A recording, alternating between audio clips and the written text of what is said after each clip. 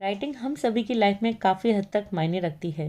ख़ास तौर पर स्टूडेंट लाइफ में हमारी हैंडराइटिंग अच्छी होती है तो हमारी क्लास में एक अलग ही इमेज होती है। टीचर पर भी एक अच्छा इम्प्रेशन होता है। तो हम अपनी हैंडराइटिंग को किस तरीके से इम्प्रूव करें, ये मेरा डिटेलिंग वीडियो है, आप इसको देखिएगा। और इसका मैं फर्स्ट पार्ट बना चुकी हूँ, उसका मैं लिंक डिस्क्रिप्शन बॉक्स में दे दूँगी। हम अपनी वीडियो को अब स्टार्ट करते हैं। आपसे रिक्वेस्ट है आप पूरी वीडियो देखिएगा। देखिए, आज की कैटेगरी है फोर्थ और फिफ्थ की। आपने अगर मेरी पहली वीडियो नहीं देखी है तो प्लीज़ आप मेरी पहली वीडियो देखिएगा। उसमें मैंने 3 कैटेगरी बताई हैं। मैंने अल्फ़ाबेट्स को 5 कैटेगरीज में डिवाइड किया है।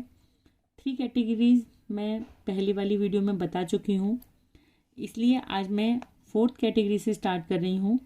अगर आपने मेरी पहली वीडियो नहीं देखी है तो उसका लिंक मैं डिस्क्रिप्शन बॉक्स में दे दूँगी। तो हम अपनी वीडियो को स्टार्ट करते हैं।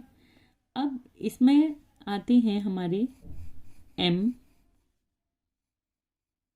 N, U, V, W. इसमें हमारे ये 5 लेटर आते हैं। और फिफ्थ कैटेगरी है हमारी, जो कि मेरे हिसाब से सबसे ज़्यादा डिफ़िकल्टी इन्हीं 3 लेटर्स में आती है, क्योंकि अभी बताऊंगी मैं आपको पूरी वीडियो में कि इनमें क्या डिफ़िकल्टीज आती है। और अब मैं बताती हूँ आपको कि हम एम कैसे बनाएंगे। देखिए, एम के लिए सिंपल सा है, आप इस तरीके से बनाएंगे। बस एक चीज़ ध्यान रखिएगा, बच्चे क्या करते हैं, जैसे ये देखिए इसमें मेरा आया है, ये मैंने बनाया है जानबूझ के।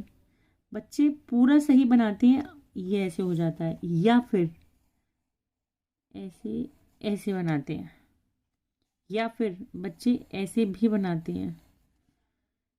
तो आपको ना तो इस तरीके से बनाना है, ना ही इस तरीके से बनाना है, और ना ही इस तरीके से बनाना है। अब बनाना कैसे है? और हाँ, एक कैटेगरी और, ऐसे भी बनाते हैं बच्चे, तो ये भी नहीं बनाना है, क्योंकि जब हम कर्सिव में लिखते हैं तो ये कैटेगरी भी गलत हो जाती है। क्योंकि हम जब कर्सिव में लिखेंगे, सपोज आपने लिखा, बीच में आता है एम, सपोज हमने लिखा TOM, तो आप जब, बच्चे क्या करते हैं, इसको जब बनाते हैं ना तो इसको ऐसे बनाते हैं, TO, ऐसे।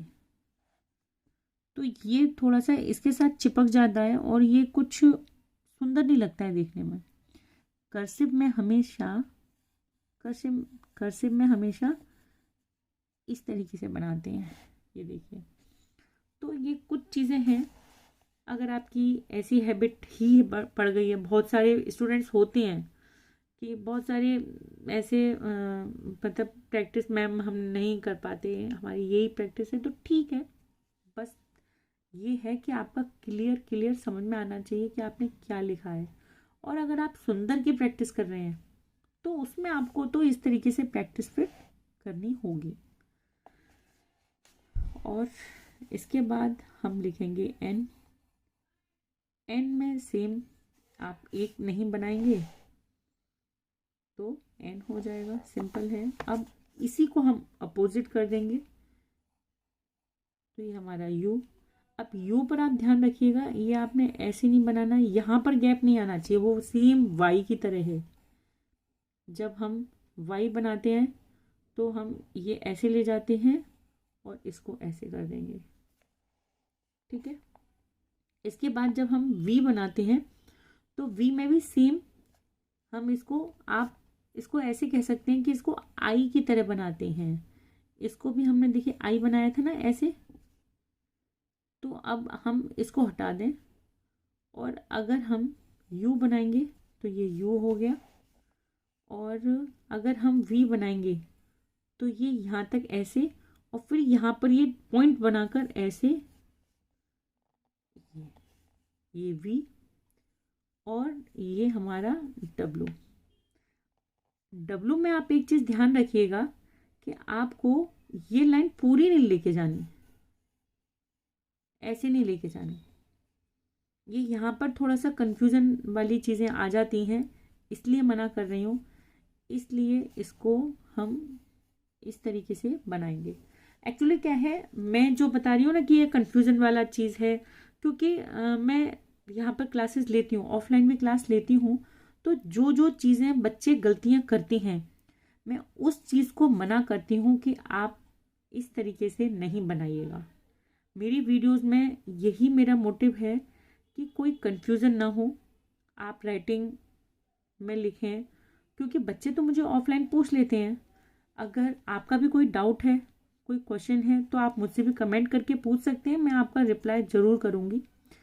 और आपको कोई कंफ्यूजन हो ही ना, इसलिए मैं पहले से पहले बता देती हूँ कि आपको इस तरीके से नहीं बनाना है, आपको इस तरीके से नहीं करना है, और आपको इस तरीके से करना है। डू एंड डोंट्स, मैं ये पूरी चीज़ें आपको क्लियर करके चलती हूँ अपनी वीडियो में, इसलिए आप मेरी वीडियो को विदाउट स्किप करिए, देखिए, ताकि आपको एक एक चीज़ डिटेल में समझ में आए।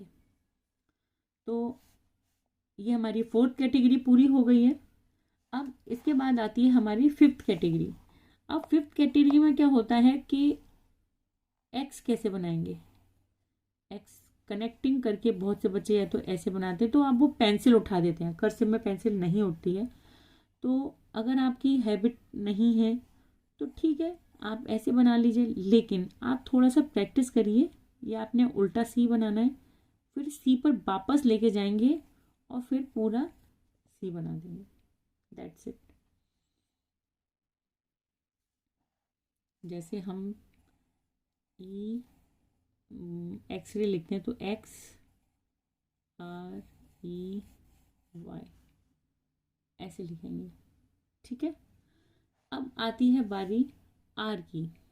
आर बहुत से बच्चे क्या करते हैं, ऐसे बनाते हैं या फिर ऐसे बनाते हैं।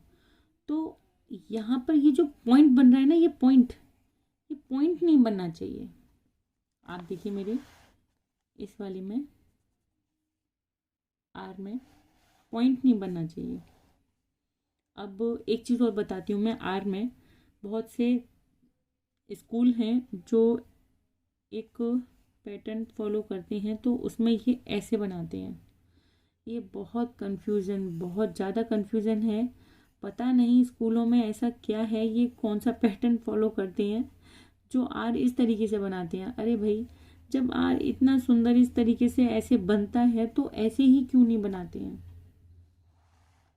मैं स्कूलों के नाम नहीं लेना चाहूँगी, मुझे पता है किस स्कूल में किस तरीके से पैटर्न फॉलो करते हैं।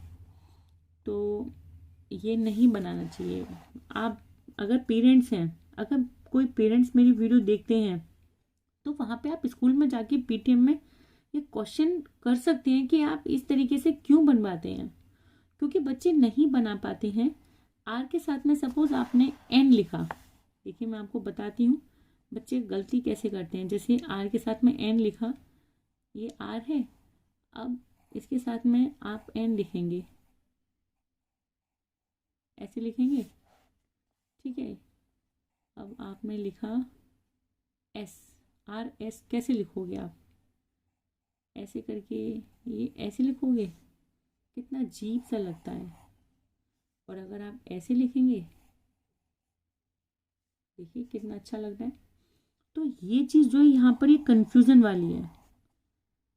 अगर आप पेरेंट्स हैं तो वहाँ पे आप अपने स्कूल में बोलिए कि हमें ये वाला पैटर्न नहीं चाहिए, आप स्कूल में ये पैटर्न फॉलो कराइए। तो जब एक साथ सारे पेरेंट्स मिलकर बोलेंगे तो आई थिंक शायद स्कूल वालों भी सोचने में मजबूर हो जाएंगे। पेरेंट्स बोलते नहीं हैं तो इसलिए स्कूल वाले अपनी मनमानी करते हैं, ठीक है। अब इसके बाद है हमारा एस। एस के लिए ऐसे और फिर ये ऐसे, ये लाइन आपको स्ट्रेट लेके जानी है, ये हमेशा ध्यान रखिएगा। बच्चे ऐसे बनाते हैं या फिर ये ऐसे, ये बिल्कुल घुमा देते हैं, इसको घुमाना नहीं है, ये ऐसे सुंदर नहीं लगता। आप इसको ऐसे ऐसे ऐसे बनाइए। एक्चुअली क्या होता है, अगर आपकी आदत है कि आप हल्का सा टर्न करके बनाते हो, जब आप स्लोली बनाओगे तो आप ध्यान से हल्का सा टर्न करेंगे, और जब आप स्पीड में बनाओगे ना, तो अगर आप हल्का सा टर्न करते हो तो स्पीड में हल्का से ज़्यादा ही हो जाता है। और अगर आप स्ट्रेट बनाएंगे तो वो जब हम जल्दी लिखेंगे ना, तो वो हल्का सा कर्व होगा। तो ये चीज़ें होती हैं छोटी छोटी ध्यान देने वाली। तो आप इन सब को अच्छे से प्रैक्टिस करिएगा। एक एक लेटर को मैंने किस तरीके से बनाया है, जिस तरीके से बनाया है वैसे ही प्रैक्टिस करिए। और मेन चीज़ होती है पेंसिल हम किस डायरेक्शन में चलाते हैं। जैसे मैं आज आपको बता देती हूँ कि सपोज नर्सरी के बच्चे हैं, एक एग्जांपल देके बता रही हूँ। बच्चे ऐसे बनाते हैं सर्कल, बहुत से बच्चों को आपने देखा होगा ऐसे बनाते हैं सर्कल। अगर आपने सपोज ऐसे बनाया सर्कल, तो फिर ये आप ए ऐसे बनाओगे, और आपने ऐसे बनाया तो आप ऐसे बनाओगे। ये डायरेक्शन बच्चे जब पेंसिल चलाते हैं तो हमें पेंसिल चलाने की तरीके को कैच करना होता है, ताकि हम उनकी राइटिंग सही कर सकें। अब बच्चा ऐसे सर्कल बनाएगा, ऐसे करके बनाएगा, तो क्या होगा, वो सही चीज़ नहीं आ पाएगी, वो सुंदरता नहीं आ पाएगी, ब्यूटीफुल हैंडराइटिंग नहीं हो पाएगा। इसलिए पेंसिल चलाने के तरीके को देखना है, और बच्चे जहाँ पर गलती करते हैं उसको हमें पकड़ के उससे हमें ध्यान देना है। आपको बच्चे की डायरेक्शन, चलाने की जो डायरेक्शन है उस चीज़ को देखिए, उस चीज़ को कैच करके आप बच्चे की डायरेक्शन सही कराइए, तो राइटिंग 100% इम्प्रूव होगा।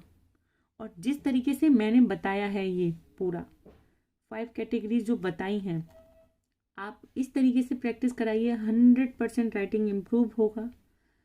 और डेली आप प्रैक्टिस करिए, इसी से ही राइटिंग इम्प्रूव होगा। और आज के लिए इतना ही। अगर आपको मेरी कोई चीज़ समझ में नहीं आती है तो मैं आपसे फिर रिक्वेस्ट करूँगी कि आप कमेंट सेक्शन में जाइए और वहाँ पर लिखिए, और मेरी वीडियो कैसी लगी आपको साथ में ये भी लिखिएगा। आज के लिए इतना ही, मिलते हैं हम अपनी नेक्स्ट वीडियो में। तब तक के लिए टेक केयर, गुड बाय।